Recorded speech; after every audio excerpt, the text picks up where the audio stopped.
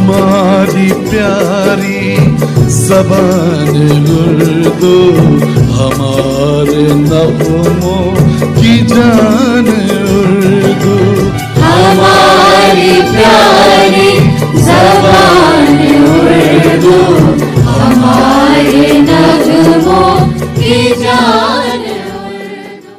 بسم اللہ الرحمن الرحیم۔ اردو بال بھارتی 8ویں جماعت، حصہ نثر، سبق نمبر 4، ماریشس کی سیر، مصنفہ صغرا مہدی۔ پہلی بات، ہر ملک کی اپنی خصوصیات ہوتی ہیں۔ ان ملکوں کی معلومات حاصل کرنے اور نئی نئی جگہیں دیکھنے کا شوق بہت سے لوگوں کو ہوتا ہے۔ یہ لوگ سیاح کہلاتے ہیں جو دنیا دیکھنے کے شوق میں سیاحت کرتے ہیں اور بہت سی نئی معلومات اور کارآمد تجربات حاصل کرتے ہیں۔ کچھ لوگ تجارت کے لیے، کچھ حصول تعلیم کے لیے، کچھ مذہبی مقامات کی زیارت کے لیے، تو کچھ لوگ محض تفریح کے لیے سیاحت کرتے ہیں۔ ماریشس کی سیر ایک سفر نامہ ہے جس میں بیرون ملک کے سفر کی رسمی کارروائیوں سے لے کر اس ملک کی سیاحت تک کی تفصیلات موجود ہیں۔ جان پہچان۔ صغرا مہدی کا اصل نام سیدہ امامت فاطمہ تھا۔ وہ 8 اگست 1937 عیسوی کو بھوپال میں پیدا ہوئیں۔ ان کے والد سید علی مہدی پولیس انسپکٹر تھے۔ صغرا مہدی کی ابتدائی تعلیم اپنے دادا کی نگرانی میں ہوئی۔ ڈاکٹر عابد حسین ان کے ماموں اور صالحہ عابد حسین ان کی ممانی تھیں۔ انہوں نے اعلیٰ تعلیم جامعہ ملیہ اسلامیہ دلی سے حاصل کی اور وہیں پروفیسر ہو گئیں۔ انہیں بچپن ہی سے ادب کا ذوق تھا۔ ان کا پہلا ناول پابا جولا 1971 عیسوی میں شائع ہوا۔ 17 مارچ 2014 عیسوی کو دلی میں ان کا انتقال ہو گیا۔ ماریشس ایک انوکھا ملک ہے، بہت خوبصورت و حسین جزیرہ۔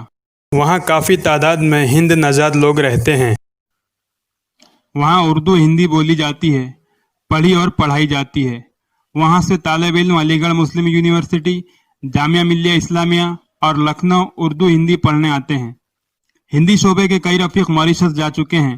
اطہر پرویز مرحوم، جن کا تعلق مکتبہ جامعہ اور علی گڑھ سے تھا، وہاں اردو پڑھانے کے لیے عرصے تک رہے تھے۔ ہماری ایک طالب علم یاسمین بودھی بھی ماریشس کی تھیں۔ انہوں نے ہمیں ماریشس آنے کی پرزور دعوت دی۔ آپ ماریشس کو بہت پسند کریں گی، ضرور کبھی آئیے گا۔ ضرور، ہم نے فوراً وعدہ کر لیا، اور اب جن ملکوں کی سیر کا ارادہ ہے ان میں ماریشس کا بھی اضافہ کر لیا ہے۔ خدا بڑا مسبب الاسباب ہے۔ نومبر کے مہینے میں یہ خبریں آنی شروع ہوئیں کہ ماریشس میں اردو کانفرنس ہو رہی ہے اور ہندوستان سے ایک وفد جا رہا ہے۔ کاش ہم بھی اس میں ہوتے۔ 3 دسمبر کو مژدہ ملا کہ ہمارا نام بھی اس میں ہے۔ پاسپورٹ ہمارا ہر دم تیار ہی رہتا ہے، بس فارن ایکسچینج لینے کے لیے جانا پڑا۔ شام کو 5 بجے ہم اندرا گاندھی ایئرپورٹ کے ایئر انڈیا کے کاؤنٹر پر کھڑے ہو گئے۔ سید حامد صاحب اپنی مخصوص مسکراہٹ کے ساتھ ایک طرف الگ کھڑے تھے۔ ایک خاتون چہرے پر غضب کی طمانینت، ہاتھ میں بیگ لیے بیگم حامدہ حبیب اللہ بھی تھیں۔ دل نے کہا کہ لطف سفر ہے انہی کے ساتھ۔ ایئر انڈیا کی فلائٹ 11 بجے کے قریب بمبئی پہنچنے والی تھی اور ماریشس کی فلائٹ 3 بجے تھی۔ سوتے جاگتے دہلی سے بمبئی کا سفر تمام ہوا۔ بمبئی پہنچ کر فوراً ایئر ماریشس میں آئے۔ ماریشس کا سفر بمبئی سے 6 گھنٹے کا ہے، وقت میں 1.5 گھنٹے کا فرق ہے۔ پھر ناشتہ، سونا، فلم اور 11 بجے جہاز نے ماریشس پر لینڈ کیا۔ بہت سے لوگ ہمیں لینے آئے۔ ہمارے ساتھ لکھنؤ کے میئر گپتا جی اور ان کی بیگم صاحبہ بھی تھیں۔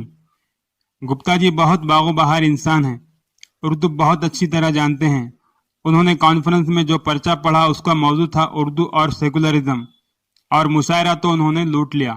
پھر ایک بہت بڑی وین میں بیٹھ کر ہم لوگ ہرے بھرے درختوں سے گزرتے، پرسکون سڑکوں سے ہوتے، تر و تازہ ہوا اور ایک خاص طرح کی بھینی بھینی خوشبو کے احساس کے ساتھ ہوٹل پہنچے۔ میزبان نے اطلاع دی کہ 4 بجے گارڈن پارٹی ہے۔ پارٹی میں سب لوگ بہت خوش تھے۔ کچھ خواتین گجراتی لباس میں تھیں، بعض مغربی لباس میں اور زیادہ تر شلوار قمیض میں تھیں۔ ماریشس کی بول چال کی زبان کریول ہے، سرکاری زبان انگریزی ہے، فرانسیسی بھی سمجھی جاتی ہے، ہندی اور اردو بھی سبھی تھوڑی بہت بول لیتے ہیں۔ اس پارٹی میں 2-4 نوجوان خواتین ہم سے پوچھنے لگیں، یوسف بھائی کیوں نہیں آئے؟ چند لمحوں کو تو ہم چکرائے کہ مطلب دلیپ کمار سے ہے۔ یاد آیا کہ موصوف سے متعلق ایک کتابچہ بھی اس تقریب میں تقسیم ہوا تھا. اخبار میں یہ بھی دیکھا تھا کہ وہ بھی ورلڈ کانفرنس میں جا رہے ہیں. پھر بیماری کی خبر بھی آئی تھی. ہم فوراً سنبھل گئے.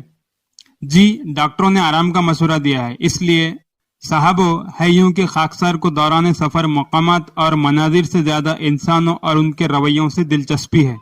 گارڈن والی پارٹی میں شہر کی ایک متمول خاتون سے ہماری ساتھی فہمیدہ بیگم کی شناسائی ہو گئی تھی. ان کا نام شاہدہ اور کام بزنس تھا.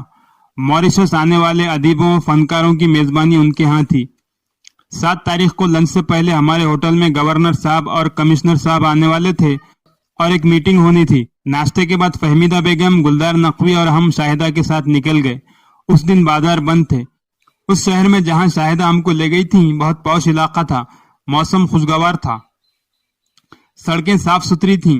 لوگ آ جا رہے تھے مگر بھیڑ بھڑکا نہیں تھا. دھکم پیل نہیں تھی. ٹریفک کا شور نہیں تھا. خوبصورت اور صاف ستھرے بنگلہ نما گھر تھے. ایک بڑی سی دکان کھلی تھی. اس کے آگے پٹری پر بھی کچھ سامان کپڑا وغیرہ بک رہا تھا. ایک ادھیڑ عمر کے حضرت نے جو کوٹ پتلون میں ملبوس تھے ہم سے پوچھا، آپ اردو کی ورلڈ کانفرنس میں انڈیا سے آئی ہیں؟ مارے خوشی کے ہمارا برا حال ہو گیا.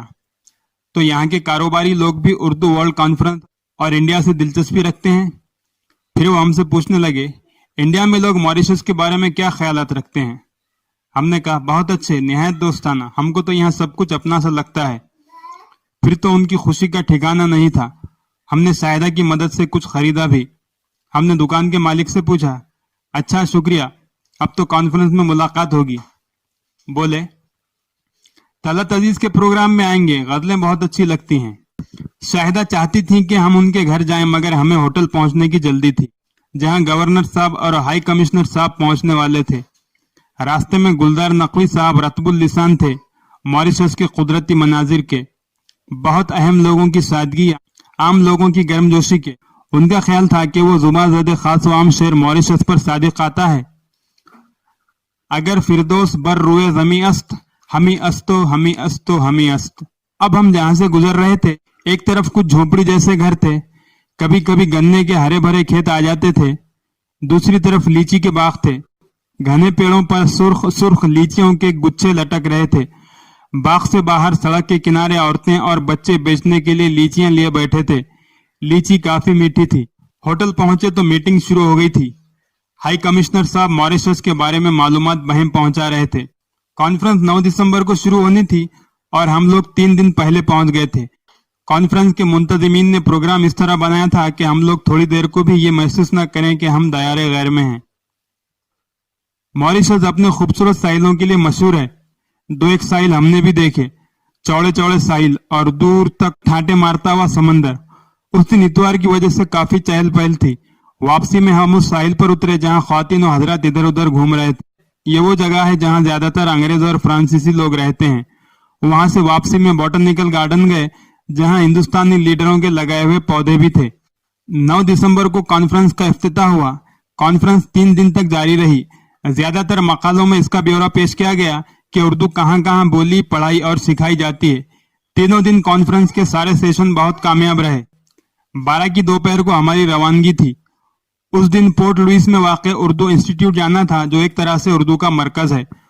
اس کے سرپرست جناب احمد صاحب ہیں. اس کے روح رواں جناب عنایت حسین ایدن ہیں. وہ بہت انکسار سے بتا رہے تھے کہ وہاں اردو کے فروغ میں کیا الجھنیں ہیں اور وہ ان سے کیسے نمٹتے ہیں. ہوٹل آ کر جلدی جلدی سامان سمیٹا اور ایئرپورٹ کی طرف چل دیے. اب دل میں لوگوں کی محبت کا احساس تھا اور ماریشس کے حسین مناظر دل پر نقش تھے.